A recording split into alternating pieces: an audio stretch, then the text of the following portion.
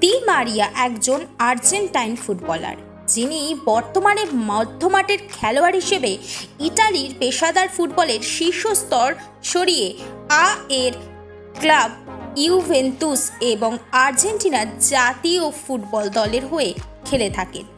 তার কয়েকটি ডাকনাম রয়েছে: এল আনহালিতো, ডি মাহিয়া, এল ফ্লাকো, এল পিবিতো এবং ফিদেও। 2007 দক্ষিণ আমেরিকায় যুব চ্যাম্পিয়নশিপে তিনি অংশগ্রহণ করেন। 2007 ফিফা অনূর্ধ্ব 20 বিশ্বকাপেও তিনি আর্জেন্টিনা দলে জায়গা পান। প্রতিযোগিতায় তিনি 3টি গোল করেন এবং আর্জেন্টিনা চ্যাম্পিয়ন হয়ে যায়। 2008 সালের 28 জানুয়ারি ডি মারিয়া এবং তার কয়েকজন অনূর্ধ্ব 20 জন সতীর্থ বেইজিং অলিম্পিকের দলে ডাক পান। কোয়ার্টার ফাইনালে নেদারল্যান্ডের বিপক্ষে খেলার অতিরিক্ত সময়ে 105তম মিনিটে লিওনেল মেসির পাস থেকে আর্জেন্টিনার হয়ে জয়সূচক গোল করেন তিনি।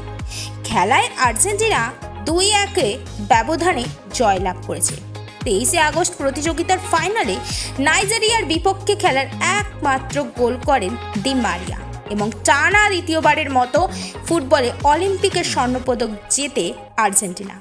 2010 ফিফা বিশ্বকাপের 23 সদস্যের স্কোয়াডে জায়গা পান ডি মারিয়া। 2010 সালের 11 আগস্ট ডি মারিয়া তার কেরিয়ারে প্রথম আন্তর্জাতিক গোল করেন।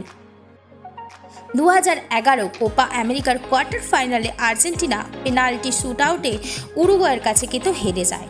এরপর 2014 সালের বিশ্বকাপ ফাইনালে জার্মানির কাছে অতিরিক্ত সময়ে 1-0 গোলে হেরে আর্জেন্টিনা বিদায় নিয়েছিল।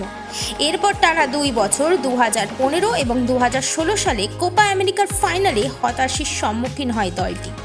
2018 সালে ফিফা বিশ্বকাপ ফ্রান্সের বিরুদ্ধে হেরে আবারও বিদায় নিতে হলো।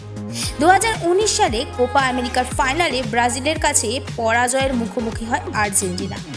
এরপরে তিনি 2021 সালে কোপা আমেরিকা এবং 2022 সালে ফিফা বিশ্ব চ্যাম্পিয়ন হন। এই 2 ফাইনালেই গোল করে দলকে চ্যাম্পিয়ন বানাতে তার অবদান অসামান্য। 2024 সালে 15 জুলাই কোপা আমেরিকার 48তম আসরে ফাইনালে জয়ের মধ্যে তিনি আর্জেন্টিনা জাতীয় ফুটবল দল থেকে অবসর নিলেন।